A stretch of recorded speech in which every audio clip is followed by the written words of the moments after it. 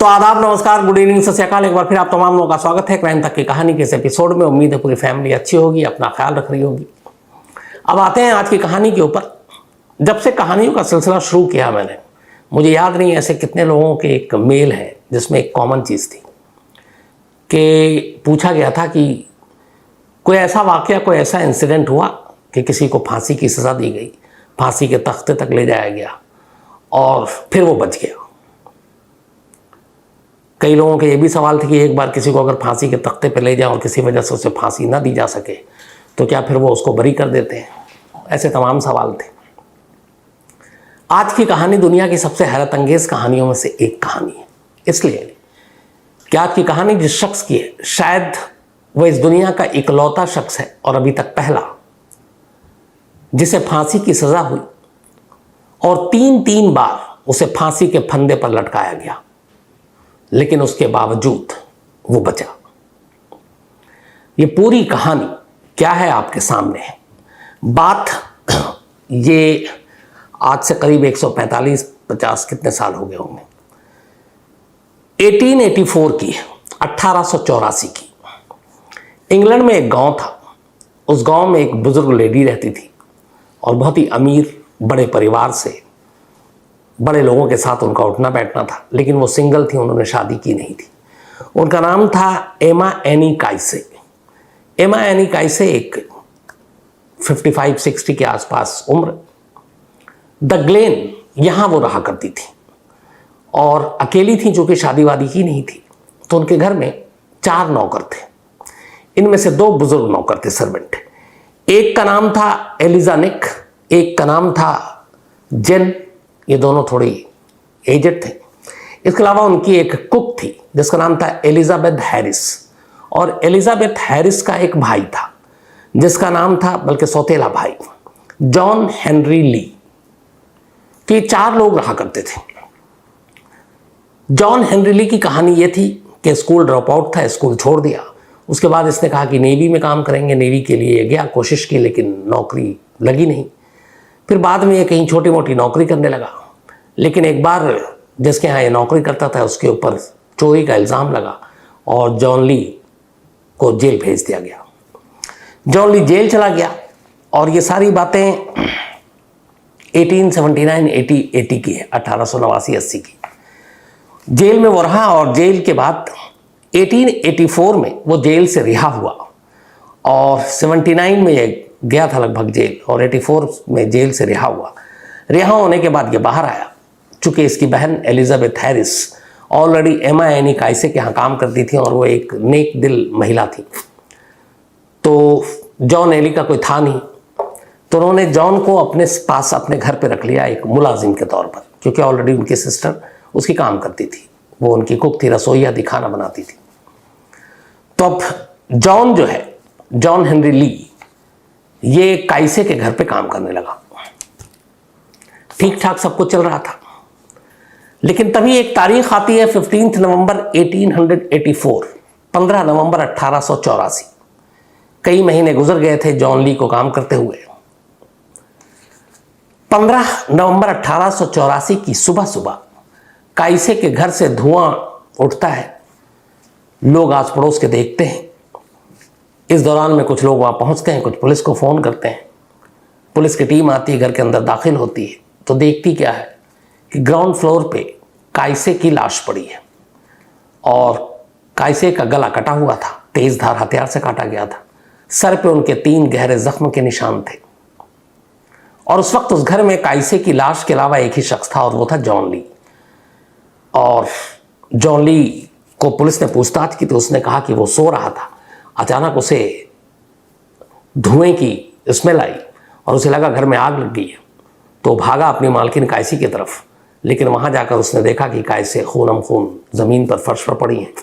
उसने फिर आग बुझाने की भी कोशिश की, लेकिन फिर तब तक पड़ोसी आ गए, फिर पुलिस आ गई। तो ये जॉन ली का बयान था। अब लाश को भेज दिया गया पोस्टमार्टम के लिए। जॉन ली से पुलिस पूछताछ कर चुकी थी। अब इसके बाद पुलिस ने, जब बाकी सारे नौकर आए, उनसे पूछताछ की तो उस घर में जॉन ली के अलावा 3 और लोग थे जो सर्वेंट के तौर पे काम करते थे, जेन, एलिजा निक और एलिजाबेथ हैरिस। एलिजाबेथ हैरिस उसकी सौतेली बहन थी। तो इन तीनों ने बताया कि पिछली रात वो यहाँ थे नहीं, वो कहीं गए हुए थे। तो उस घर में अकेला जो है जॉन ली था और ओनर जो थी वो थी।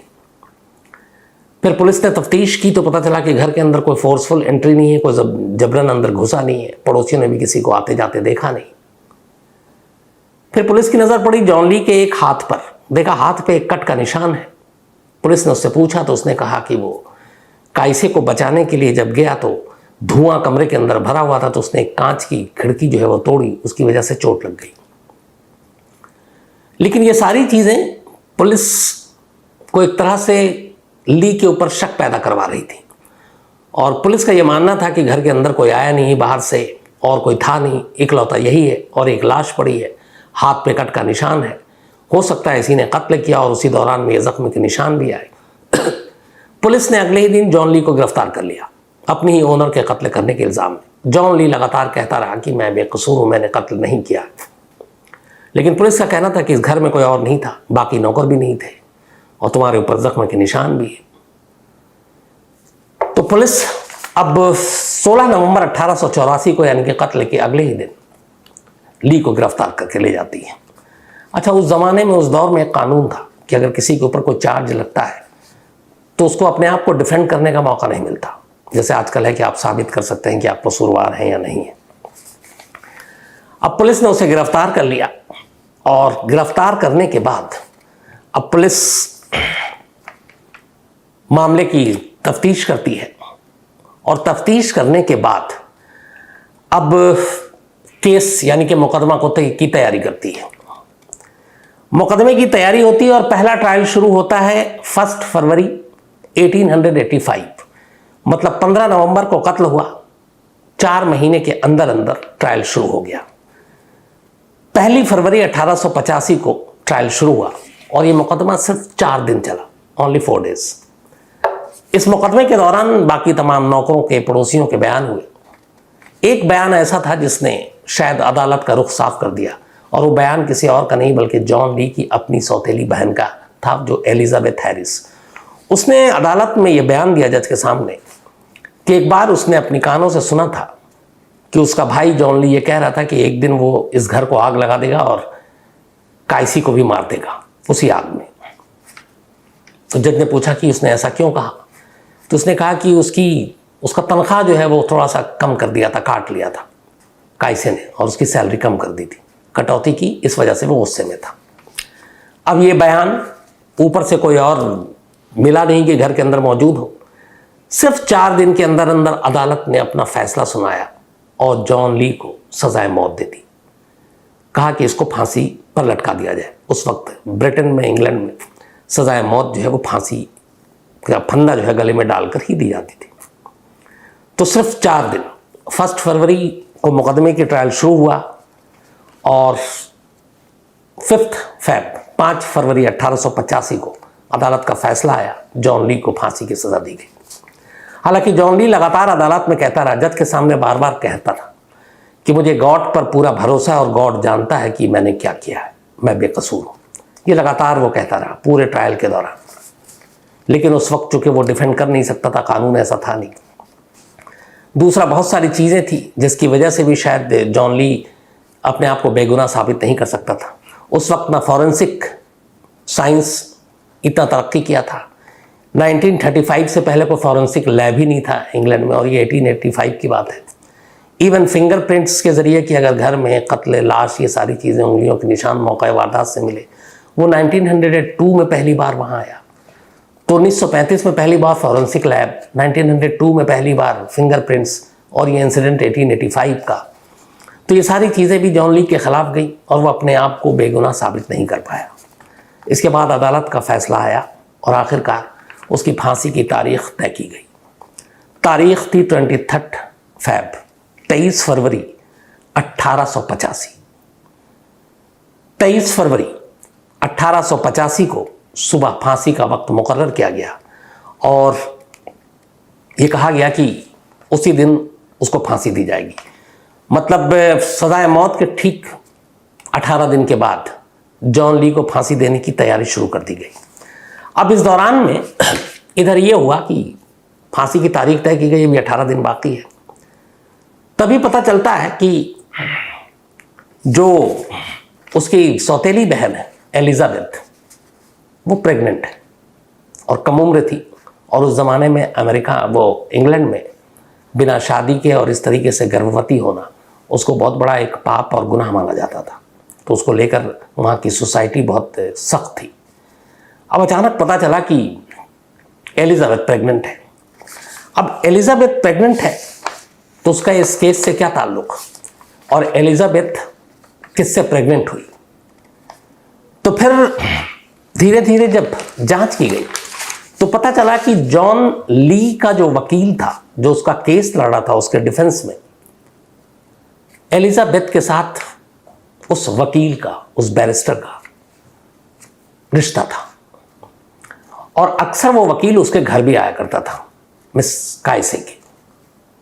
और ये भी थी कि 15 नवंबर को जब ये कत्ल हुआ, उससे पहले 14 नवंबर की रात भी वो उस घर में आया था। अब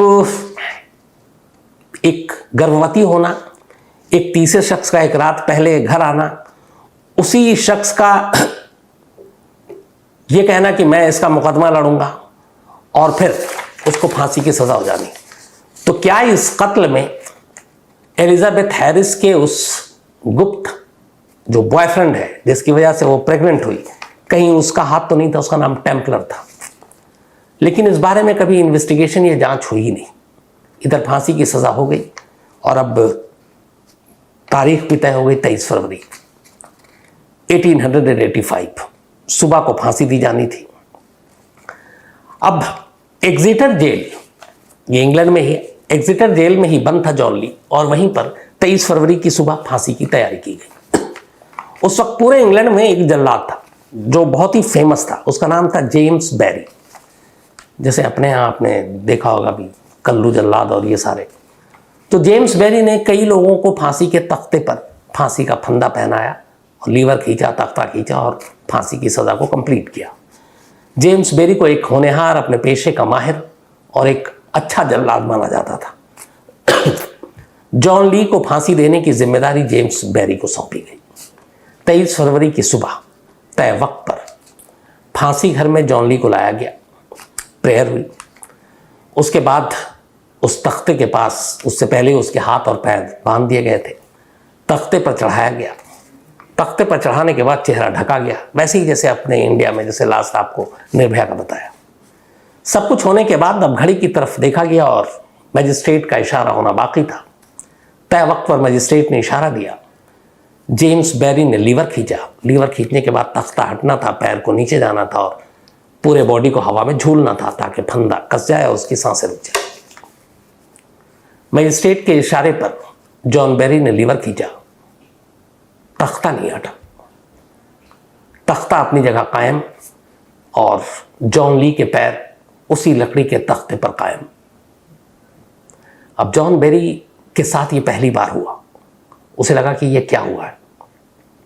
उसने दोबारा लीवर खींचा, फिर तख्ता नहीं खुला।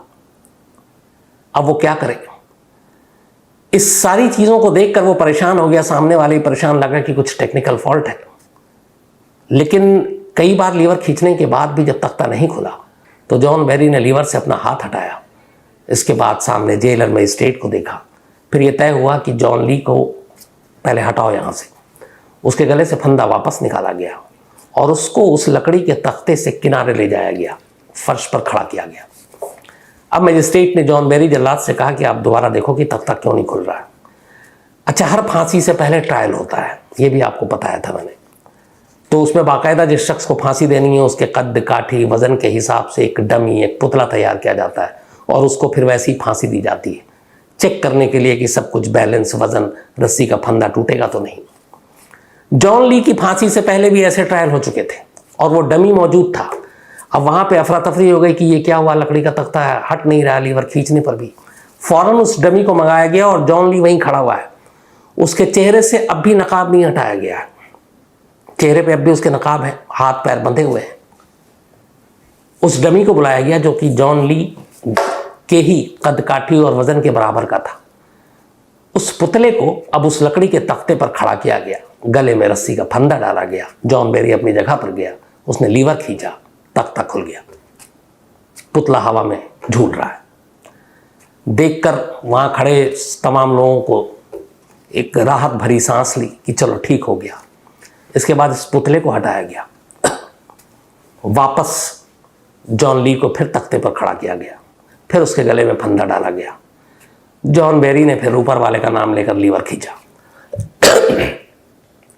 फिर तख्ता नहीं खुला। कुछ मिनट पहले डमी से वो तख्ता खुल गया था, लेकिन जब जिसको फांसी देनी थी वो खड़ा हुआ, तख्ता नहीं खुला। अब जॉन बेरी फिर परेशान, वो लीवर खींचता रहा, तख्ता खुला नहीं। 6 मिनट निकल गए इस पहली कोशिश में, 6 मिनट्स।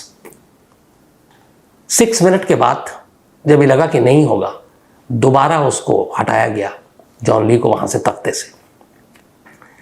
दोबारा हटाने के बाद फिर लीवर चेक हुआ, तख्ता चेक हुआ, फिर डमी को लाया गया, डमी को फांसी का फंदा डाला गया गले में, फिर से लीवर खींचा गया, तख्ता खुल गया। ये दूसरी बार हुआ था। जब दूसरी बार तख्ता खुला, डमी को हटाया गया, जॉन ली को फिर वापस फांसी के उस तख्ते पे खड़ा किया गया, फिर से लीवर खींचा जॉन बेरी ने, फिर तख्ता नहीं खुला। 2 बार 10 मिनट के अंदर जॉन ली को फांसी के तख्ते पर चढ़ाया जा चुका था और दोनों बार नाकाम, तख्ता खुल ही नहीं रहा है। अब सारे परेशान। इसके बाद अब उनके साथ आखिरी कोशिश थी। फांसी के तख्ते के इर्द गिर्द मौजूद हर अफसर, पुलिस वाला, मैजिस्ट्रेट और यहां तक के जल्लाद जेम्स बेरी परेशान। इंग्लैंड के इतिहास में इससे पहले ऐसा कभी नहीं हुआ था।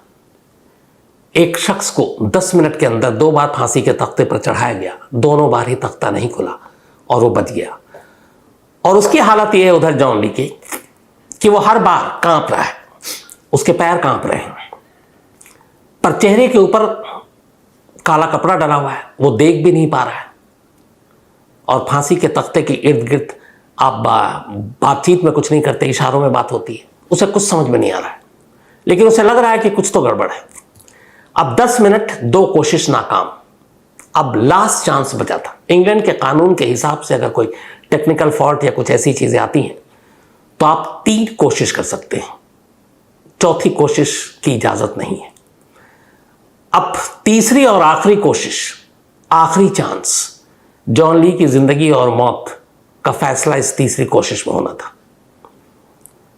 जॉन ली को फिर वापस खड़ा किया गया, फिर उस डमी को बुलाया गया, उस डमी को लाया गया, उसके गले में फांसी का फंदा डाला गया, तख्ते पर खड़ा किया गया। जेम्स बेरी ने सब कुछ जांचा, लीवर चेक किया, तख्ता चेक किया। इसके बाद फिर उसने लीवर खींचा, तख्ता खुल गया, डमी नीचे।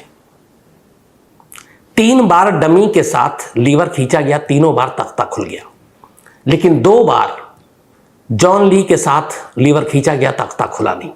अब तीसरी कोशिश, तीसरा ट्रायल कामयाब हो चुका था, डमी के साथ तख्ता खुल चुका था।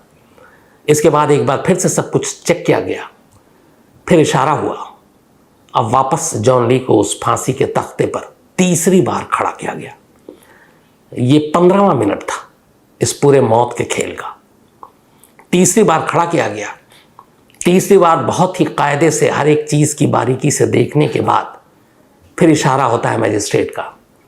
जेम्स बेरी धड़कते दिलों के साथ तीसरी बार लीवर खींचता है, इस उम्मीद में कि अब तक जो कभी नहीं हुआ इस बार भी ना हो और ये फांसी कामयाब तरीके से अंजाम तक पहुंचे। लीवर खींचता है, तीसरी बार भी तख्ता नहीं खुलता। जॉन ली उसी तख्ते पर खड़ा है, दोनों हाथ पीछे की तरफ बंधे, दोनों पैर एक दूसरे से लगाकर बंधे हुए रस्सी से, और वो तख्ते के ऊपर है। 3 अटेम्प्ट हो चुका था, कानून ने जितनी इजाजत दी वो तीनों पूरा हो चुका था। अब चौथी कोशिश नहीं कर सकते थे क्योंकि इंग्लैंड का कानून इसकी इजाजत नहीं देता था। मजिस्ट्रेट ने इशारा किया इस फांसी की कार्रवाई को रोक दिया जाए। इसके बाद जॉन ली के चेहरे से काला नकाब हटाया जाता है, दोनों हाथ खोले जाते हैं, पैर खोले जाते हैं, और वो हैरान परेशान कि हो क्या रहा है। इसके बाद उसे पता चलता है कि वो 3 बार मौत के कितने करीब से वापस आया और तीनों बार तख्ता हटा नहीं। फिर उसे वहां से निकालकर उसी जेल में जिस सेल में वो बंद था उस सेल में रख दिया जाता है। एक इंक्वायरी का ऑर्डर होता है, वो सारी चीज़ों की फिर से चेकिंग होती है। जेम्स बेरी की साख पर भी बट्टा लगा था, इंग्लैंड का सबसे कामयाब जल्लाद। जब सारी चीज़ें होती हैं तो ऐसी कोई भी एक फॉल्ट नहीं निकलता कि तख्ता क्यों नहीं खुला। और हैरानी की बात यह थी कि जब जब जॉन ली के ही कद काठी और वजन के बराबर के डमी को उसके ऊपर रखा गया, तख्ता खुल गया लीवर खींचते ही। लेकिन जब खुद जॉन ली खड़ा होता तो तख्ता नहीं खुलता। इंक्वायरी हुई, उसमें कोई फॉल्ट ना जल्लाद का निकला ना बाकी चीज़ों का। लेकिन जेम्स हैरी को यह नाकामी इतनी बुरी लगी कि उन्होंने अगले ही दिन इस जल्लाद के पेशे से हमेशा हमेशा के लिए अपने आप को दूर कर लिया। उन्होंने इस्तीफ़ा दे दिया। वो एक सरकारी मुलाजिम थे और उन्होंने कहा कि अब वो किसी को फांसी नहीं देंगे। इस्तीफ़ा देने के बाद उस रस्सी को, जिस रस्सी को फंदा बनाकर जॉन ली के गले में डाला गया था, जेम्स अपने साथ ले गए एक यादगार के तौर पर। हालांकि फिर बाद में उस रस्सी को एक नीलामी में बिका और नीलामी में जब वो रस्सी बिकी उसके बाद उस रस्सी को खरीद कर वहाँ एक लिटिल डीन जेल है, वहाँ नुमाइश के लिए रख दी गई। अब इधर जॉन ली वापस जेल आ गया। पूरी एक रिपोर्ट अथॉरिटी और सरकार तक पहुँची। जब ये सारी बातें पता चली तो फिर ये भी बहस हुई कि अब क्या किया जाए, क्योंकि एक शख्स 3 बार मर चुका था जबकि उसे 1 बार मारना था उसके जुर्म के लिए, क्योंकि सजाए मौत सिर्फ 1 बार दी जा सकती है। तो बहस ये हुई कि उसे 3 बार जब फांसी के तख्ते पर खड़ा किया गया तो हर बार वो मर रहा था, हर बार वो कांप रहा था, हर बार उसे लग रहा था कि अब सांसों की डोर टूटी कि तब टूटी। तो एक तो उसके साथ ये गलत हुआ, एक फांसी की सजा 3 बार उसे दी गई, लेकिन वो फिर भी नहीं मरा। तो अब क्या किया जाए? मामला फिर इंग्लैंड की क्वीन विक्टोरिया तक पहुंचा और क्वीन विक्टोरिया ने जॉन ली की सजाए मौत को माफ़ करके उसकी सज़ा को उम्र कैद में तब्दील कर दिया। उन्होंने कहा कि शायद इसकी किस्मत में मौत नहीं है, इसलिए इसको उम्र कैद में बदल देते हैं। अब उसकी सज़ा उम्र कैद में बदल दी गई। उम्र कैद में वो उसी जेल में रहा जॉन ली, और करीब 53 साल की जब उसकी उम्र हुई तो फिर 8 दिसंबर 1907 को 22 साल के बाद जॉन ली एग्जिटर जेल से रिहा हो गया। 22 साल उसने को टोटल जेल में काटे। 1907 में वो रिहा हो गया, तब उसकी उम्र थी 53 ईयर्स।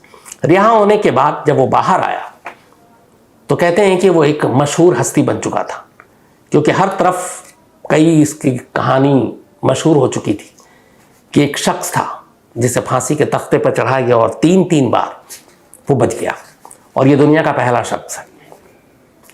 बाद में उसने अपनी किताब भी लिखी और फिर धीरे धीरे कहते हैं कि वो इंग्लैंड से गुमनामी की ज़िंदगी जीते हुए गायब हो गया। इसके बाद जॉन ली कहाँ गया किसी को मालूम नहीं, लेकिन फिर जॉन ली के बारे में कुछ लोग खोज करते हैं और आखिरकार खोज के बाद ये पता चलता है कि जॉन ली ब्रिटेन से निकलकर अमेरिका चला गया था। तो खबर ये आई कि वो अमेरिका चला गया। इसके बाद उसकी कहानी के पीछे बहुत सारे जर्नलिस्ट, बहुत सारे लोग पढ़े। फिर उसके ऊपर एक किताब लिखी गई और उस किताब का नाम था, जो लिखी गई, the man they could not hang, और इसी नाम से जॉन ली मशहूर हो गया।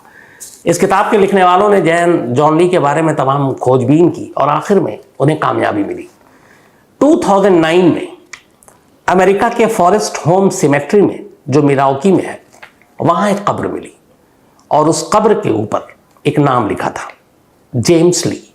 जॉन ली अब जेम्स ली बन चुका था और जेम्स ली के नाम पर ही वो अमेरिका में रह रहा था।